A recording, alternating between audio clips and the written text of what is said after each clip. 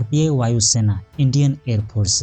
आज आप इस वीडियो में जानेंगे कि इसके लिए एज लिमिट कितना रिक्वायर्ड है, एजुकेशनल क्वालिफिकेशन कितना रिक्वायर्ड है, सिलेक्शन प्रोसेस क्या होने वाली है, मैंडेटरी मेडिकल स्टैंडर्ड्स क्या इन्होंने यहाँ पर रिक्वायर्ड किया है, इसके लिए पे स्केल एंड अलाउंस कितना मिलने वाली है, हाउ टू अप्लाई कैसे करें, टोटल जानकारी आज हम आपको इस वीडियो में कवर करने वाले हैं। अगर आप इंटरेस्टेड हैं तो प्लीज़ वीडियो को अंत तक जरूर देखिएगा। अगर हमारी जानकारी आपको अच्छी लगती है प्लीज़ वीडियो को लाइक करके चैनल को भी सब्सक्राइब कर लीजिएगा।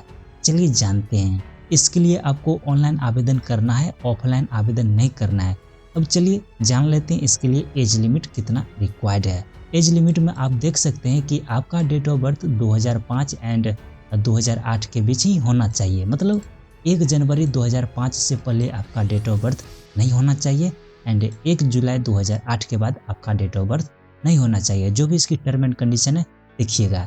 मैरिटल स्टेटस देखिए, only unmarried candidate will be apply, male and female. ठीक है, आप अगर अनमैरिड हैं तो ही आप इसे अप्लाई कर सकते हैं। अब देखिए एजुकेशनल क्वालिफिकेशन क्या है। यहाँ पर आपको 2 तरह की कंडीशन देखने को मिलेगी, science subject with science subject and other than science subject.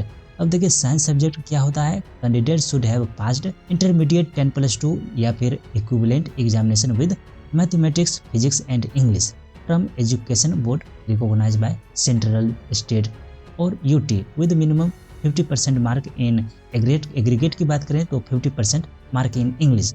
ठीक है, आप इतना चीज़ ध्यान में रखिएगा। अगर आप इतना चीज़ नहीं किए हैं तो आप यहाँ पर ध्यान रखिएगा कि यहाँ पर इन्होंने और नाम के मेंशन कर दिया है, तो आप वो नहीं किए तो आप इसे भी देख सकते हैं 3 ईयर डिप्लोमा। जो भी देखिएगा अगर हम आपको पढ़ के बताएंगे तो समय की बर्बादी हो जाएगी, इसलिए हम आपको सोचते हैं कि अधिक से अधिक जानकारी कम से कम समय में दे दें। तो ये सोचिएगा तो आप पढ़िए या फिर स्क्रीनशॉट लेकर रख सकते हैं।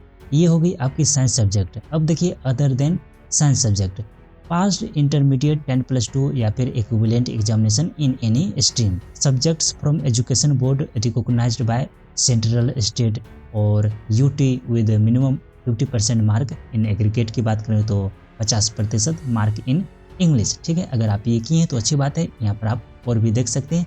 अगर आप ये कोर्स नहीं किए होंगे तो आप ये भी देख सकते हैं क्या इन्होंने यहाँ पर मेंशन किया है, ठीक से देख लीजिएगा। चलिए इससे भी आगे की चीज़ दिखाते हैं। मैंडेटरी मेडिकल स्टैंडर्ड्स क्या होने वाली है, पे स्केल क्या होने वाली है, इंडियन एयरफोर्स के लिए कब से अप्लाई होना स्टार्ट है एंड लास्ट डेट कब है, टोटल जानकारी हम आपको इस वीडियो में कवर करने वाले हैं। तो वो सब जानने के लिए प्लीज़ यार वीडियो अंत तक जरूर देखिएगा। तो वेट कीजिएगा, हम आपको वो भी चीज़ बताने वाले हैं। यहाँ पर आपको डोमिसाइल सर्टिफिकेट भी जमा करने होंगे, तो अगर आपके पास डोमिसाइल सर्टिफिकेट नहीं है तो 10 दिन के अंदर इसे बनवा लीजिए। देखिए मैंडेटरी मेडिकल स्टैंडर्ड्स, अगर हम हाइट की बात करें तो आप देख सकते हैं for male candidate minimum acceptable height is 152 centimetres. ठीक है, ये आपकी मेल कैंडिडेट के लिए है। For female candidate minimum acceptable height is 152 centimetre. For candidate belonging to north east और hilly region of Uttarakhand a lower minimum height of 147 centimetres will be accepted. India के north east state में आपकी आ जाती है नागालैंड, मिजोरम, जो भी है मणिपुर, इस सब में इस सभी स्टेट में फीमेल कैंडिडेट थोड़ी हाइट में छोटी होती है, इसलिए यहाँ पर इन्होंने यहाँ पर मेंशन किया है 147 यानी 147 सेंटीमीटर ही, इतना ही एक्सेप्टेबल है। In case of candidate from Lakshadweep the minimum height will be 150 centimetre. मतलब ये तो होगी आपकी हाइट। अब देखिए वेट का क्या है, तो 1 सेकंड रुकिएगा, हम आपको स्क्रीन ऊपर करके दिखा दे रहे हैं। वेट भी आप देख सकते हैं कि weight should be proportionate to height and age applicable for IAF। अब अगर हम इसकी चेस्ट की बात करें तो देखिए मिनिमम चेस्ट लड़कों के लिए फॉर मेल कैंडिडेट के लिए 77 सेंटीमीटर्स इतना ही रिक्वायर्ड है and expansion should be at least 5 centimetres. तो ये सब आप ध्यान में रखिएगा। अब देखिए for female candidate the chest wall should be well proposed and will be minimum range of expansion of 5 centimeters। जो भी इस यहाँ पर इन्होंने टर्म एंड कंडीशन रिक्वायर्ड किए हैं तो ये सब आप ध्यान में रखिएगा। अब देखिए hearing, the candidate should have normal hearing, I able to hear forced whisper from a distance of 6 metre by each ear separately. ठीक है, 6 मीटर कितनी हो जाती है आपको तो पता ही है, तो मतलब आपको सुनने में कोई प्रॉब्लम नहीं होनी चाहिए। तो ये सब यहाँ पर इन्होंने मेंशन किया है। डेंटल, आपकी दांत अच्छी होनी चाहिए, गुड होनी चाहिए। Teeth and minimum 40 dental points, जो भी है देखिए आपके दांत में कोई भी तरह की समस्या नहीं होनी चाहिए। ट्रेनिंग देखिए यहाँ पर आपको ट्रेनिंग भी दिया जाएगा ऑन इंडियन एयरफोर्स रिक्वायरमेंट के हिसाब से, तो ये सब आप ध्यान में रखिएगा।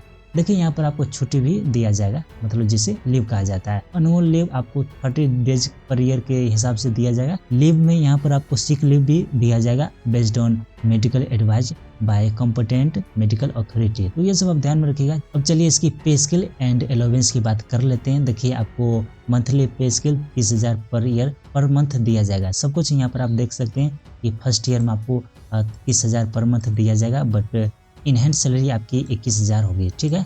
9,000 आपकी contribution to Agniveer corporation fund में जमा हो जाएगी, ठीक है। उसी तरह से आपकी सेकेंड ईयर में 33,000 पर मंथ मिलेगी, बट इनहैंड सैलरी 23,100 रुपये पर मंथ होगी। उसी तरह से थर्ड ईयर में आपकी 36,500 सैलरी मिलेगी, बट इनहैंड सैलरी 25,550 होगी। उसी तरह से फोर्थ ईयर में आपको 40,000 पर मंथ सैलरी मिलेगी, but in hand salary 28,000 per month होगी। तो ये सब आप ध्यान में रखिएगा। चलिए आगे चीज़ दिखाते हैं। देखिए 4 साल के बाद अब आपको 10 लाख पर ईयर के हिसाब से सैलरी मिलने वाली है। अगर 1 साल में 10 लाख होती है तो एक महीना में कितनी होगी? 10 लाख को 12 से डिवाइड करेंगे तो 88,000 में भी 88,000 पर मंथ सैलरी मिलने वाली है। तो ये सब आप ध्यान में रखिएगा।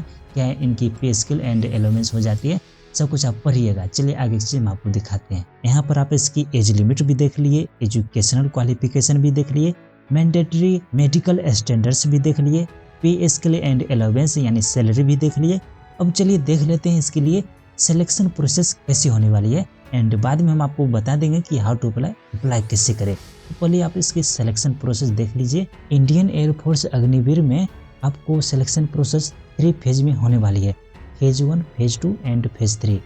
फेज 1 में आपको ऑनलाइन एग्जामिनेशन होगा। ऑनलाइन एग्जामिनेशन स्टार्ट होने से 48 से 72 घंटे से पहले आपको ईमेल आईडी पर इसके लिए एडमिट कार्ड सेंड किया जाएगा, जिसे हॉल टिकट कहा जाता है। अब ऑनलाइन टेस्ट में क्या है, देखिए साइंस सब्जेक्ट जो कैंडिडेट साइंस से किए हैं उनके लिए ये एग्जामिनेशन होगी। देखिए total duration of the online test shall be 60 minute, यानी 1 घंटे का समय दिया जाएगा, and shall comprise of physics, mathematics and English as per 10+2 CBSE syllabus, ठीक है। ये आपके साइंस सब्जेक्ट्स के लिए हो गए, अदर देन साइंस सब्जेक्ट।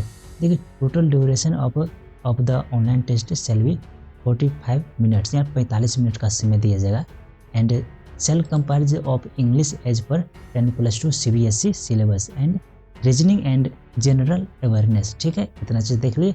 देखिए इसकी जो भी टर्म एंड कंडीशन है देखिएगा, science subject and other than subject जो भी है देखिएगा। अब देखिए marking pattern for online test, 1 mark for every correct answer, प्रत्येक सही आंसर के लिए आपको 1 अंक दिए जाएंगे। नील मार्क फॉर अनअटेम्प्टेड क्वेश्चन, आप जिस क्वेश्चन को आप किसी भी क्वेश्चन को अटेम्प्ट नहीं करेंगे तो आपको किसी भी तरह के मार्क नहीं दिए जाएंगे, ठीक है। 0.25 mark shall be detected for each wrong answer. देखिए यहाँ पर आपको नेगेटिव मार्किंग देखने को मिल रहा है, मतलब कहने का कि 4 क्वेश्चन गलत कीजिएगा तो आपको 1 मार्क डिटेक्ट कर लिया जाएगा, 1 मार्क काट लिया जाएगा। इस तरह से आपकी ये फेज 1 हो जाती है, जिसमें कि ऑनलाइन टेस्ट देना है। देखिए अब फेज 2 की बात करते हैं। फेज 2 में क्या है, ठीक है। फेज 2 में भी आपको ऑनलाइन एग्जामिनेशन देना है। जो कैंडिडेट फेज 1 एग्जामिनेशन में ऑनलाइन टेस्ट में पास हो जाएंगे उन्हें फेज 2 में एग्जामिनेशन के लिए इन्वाइट किया जाएगा, तब जाके आप यहाँ पर एग्जामिनेशन देंगे, ठीक है। आपको न्यू एडमिट कार्ड जारी किया जाएगा फेज 2 के लिए, ठीक है। अब देखिए फेज 2 की एग्जामिनेशन देने के लिए एग्जामिनेशन सेंटर पर आपको इतना चीज लेकर जाना होगा। देखिए colour print out of phase 2 admit card, colour print out of duly field application form downloaded on completed of the online registration, HB pencil, eraser, sharpener, glue stick, stapler and जो भी है। देखिए आपको एग्जामिनेशन सेंटर में कितना चीज़ ले जाने की ज़रूरत होगी, तो आप ये सब देखिएगा। 8 copies of unattested passport size colour photograph which was used for the online application registration. Application registration करते समय आप जो फोटोग्राफ दिए थे, सेम वही फोटोग्राफ आपको फेज 2 एग्जामिनेशन सेंटर पर ले जाने की ज़रूरत होगी। तो जो भी इसकी टर्म एंड कंडीशन देखिएगा। अब चलिए इससे आगे चीज़ दिखाते हैं। फेज 1 फेज 2 हम आपको दिखा दिए। अब देखिए फेज 3 में क्या है। चलिए अब हम आपको वो चीज़ दिखाते हैं। फेज 3 होने से पहले आपको फिजिकल फिटनेस टेस्ट देना पड़ेगा। देखिए फिजिकल फिटनेस टेस्ट 1 में क्या होने वाली है, देखिए 1.6 किलोमीटर आपको दौड़ाया जाएगा, ठीक है, मेल कैंडिडेट के लिए within 7 minute and female candidate के लिए विदिन 8 मिनट। तो ये सब आप देखिएगा। उसी तरह से फिजिकल फिटनेस टेस्ट सेकंड में भी आप देख सकते हैं 10 पुशअप आपको लगाया जाएगा 1 मिनट के लिए, 1 मिनट में 10 सिटअप लगाया जाएगा 1 मिनट के अंदर एंड 20 स्क्वाट 1 मिनट के अंदर लगवाया जाएगा। तो ये सब आप देख लीजिएगा कि मेल कैंडिडेट के लिए क्या इन्होंने यहाँ पर मेंशन किया है और फीमेल कैंडिडेट के लिए क्या इन्होंने यहाँ पर मेंशन किया है। अब चलिए देख लेते हैं फेज 3 में क्या होने वाली है। फेज 3 में आपको मेडिकल एग्जामिनेशन होगा, ठीक है, जिसमें कि आपकी ब्लड ग्रुप की जांच की जाएगी। जो भी है देखिए आपकी शुगर तो नहीं बढ़ गई है, शुगर की कमी तो नहीं हो गई है, तो ये सब आपकी मेडिकल एग्जामिनेशन में टेस्ट किया जाएगा। तो यहाँ पर हम आपको फेज 1, फेज 2 एंड फेज 3 के बारे में बता दिए हैं। देखिए क्वेश्चन उठता है हाउ टू अप्लाई कैसे करें। देखिए इसी वेबसाइट पे जाके आपको ऑनलाइन एप्लीकेशन देना है, ठीक है। During online registration the following document are to be upload as applicable by respective candidate, ठीक है। कौन से सर्टिफिकेट है, देखिए क्लास 10th या मैट्रिकुलेशन पासिंग सर्टिफिकेट, ठीक है। स्टूडेंट डोमिसाइल सर्टिफिकेट ये भी आपको ज़रूरत होगी, इंटरमीडिएट या फिर 10+2 और इक्विवेलेंट मार्कशीट, ठीक है। इतना चीज़ होगा तो दीजिए, या फिर नहीं है तो कोई बात नहीं। और यहाँ पर आप देख सकते हैं क्या इन्होंने मेंशन किया है, तो ये सब आप देख लीजिएगा। चलिए आगे की चीज़ हम आपको दिखाते हैं। देखिए candidate left hand thumb impression image size 10 KB to 50 KB, मतलब 10 KB से 50 KB तक होनी चाहिए। Candidate signature image 10 KB to 50 KB, ये सब आप देख लीजिएगा क्या इन्होंने यहाँ पर मेंशन किया है। चलिए हम आपको आगे चीज़ दिखाते हैं। देखिए एग्जामिनेशन फीस, तो यहाँ पर आपको 550 रुपये पे करने होंगे, ठीक है। अब चलिए आगे चीज़ हम आपको दिखाते हैं। अब देखिए रिफंड ऑफ मल्टीपल पेमेंट, देखिए बहुत से कैंडिडेट ऐसे होते हैं कि एक बार पैसे फंस जाते हैं तो फिर वे दोबारा पेमेंट करने लग जाते हैं। तो यहाँ पर आप देख सकते हैं if multiple payment are received from a candidate against single application then that will be refunded back to the originating account after closing the registration, ठीक है। जो भी है यहाँ पर इन्होंने मेंशन किया है, आप बड़े गौर से आराम से देख सकते हैं। चलिए आगे चीज़ हम आपको दिखाते हैं। देखिए candidate must have his her valid email ID and mobile number, देखिए आपके पास एक valid email ID and mobile number होना चाहिए और आधार कार्ड भी होना चाहिए। बट आधार कार्ड वैसे कैंडिडेट को नहीं लगेगा जो J&K यानी जम्मू एंड कश्मीर, लद्दाख, असम एंड मेघालय के होंगे, तो उन्हें यहाँ पर एक्सटेंडेड कर दिया गया है आधार कार्ड के लिए। तो उन्हें आधार कार्ड नहीं है तो चलेगा, कोई बात नहीं है। तो इस तरह से हम आपको पूरी जानकारी बता दी है कि भारतीय वायुसेना यानी कि इंडियन एयरफोर्स में एज लिमिट कितना रिक्वायर्ड है, एजुकेशनल क्वालिफिकेशन कितना चाहिए, मैंडेटरी मेडिकल स्टैंडर्ड क्या इन्होंने यहाँ पर रिक्वायर्ड किया है, पे स्केल एंड अलाउंस क्या होने वाली है, सब कुछ हम आपको दिखा दिए कि इसके लिए सिलेक्शन प्रोसेस कैसे होने वाली है। टोटल जानकारी हम आपको इस वीडियो में कवर करके बता दिए हैं। अब मुझे नहीं लगता है कि इससे रिलेटेड आपके मन में किसी भी तरह की डाउट कन्फ्यूजन हो। अगर अभी भी आपके मन में किसी भी तरह की डाउट कन्फ्यूजन है, आप बेधड़क निर्धड़क हमें कमेंट करके पूछ सकते हैं। हम आपके कमेंट को 30 मिनट के अंदर रिप्लाई देंगे। आपने मुझे इतना समय दिया, थैंक यू सो मच।